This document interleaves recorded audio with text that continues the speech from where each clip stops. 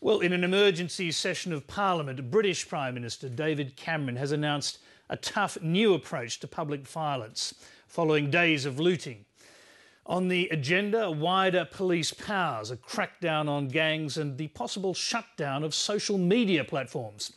Courts are working overtime to process more than 1,100 people arrested during days of rampaging and looting. Among the first cases to be heard, that of an 11-year-old. Europe correspondent Philip Williams reports. Tense but calm. That was the atmosphere in London, the heavy police presence too late to save scores of torched buildings and looted shops here and in several other English cities. Addressing an emergency session of Parliament, the Prime Minister David Cameron spoke directly to the perpetrators of the violence. We will track you down, we will find you, we will charge you, we will punish you. You will pay for what you have done. We need to show the world, which has looked on, frankly appalled, that the perpetrators of the violence we've seen on our streets are not in any way representative of our country, nor of our young people. Blaming organised street gangs, the Prime Minister foreshadowed tougher police powers to disperse crowds, order the removal of masks and impose curfews. He's called on local authorities to evict gang members from public housing. We've already introduced gang injunctions, and I can announce today we're going to use them across the whole country for children and for adults. There are also further sanctions available beyond the criminal justice system. Local authorities and landlords already have tough powers to evict the perpetrators from social housing. Some local authorities are already doing this. I want to see others follow their lead, and we will consider whether these powers need to be strengthened further. And to the victims of the violence, reassuring words. We will protect you. If you've had your livelihood and property damaged, we will compensate you.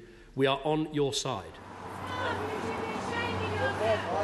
The first defendants appeared in court, sitting around the clock to deal with more than 1,000 arrests.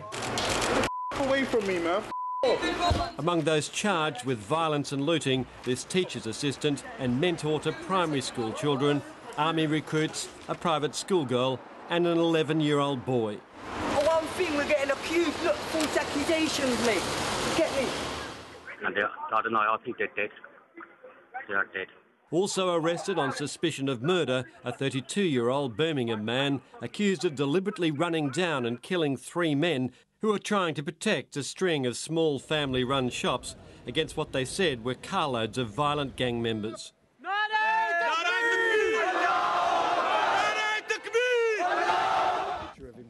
Tariq Jahan holds a photo of his 21-year-old son Haroon, killed by the car.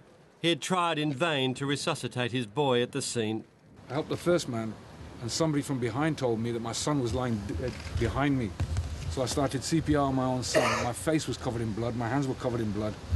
Why? At an emotional community vigil, he pleaded to the South Asian community not to seek revenge.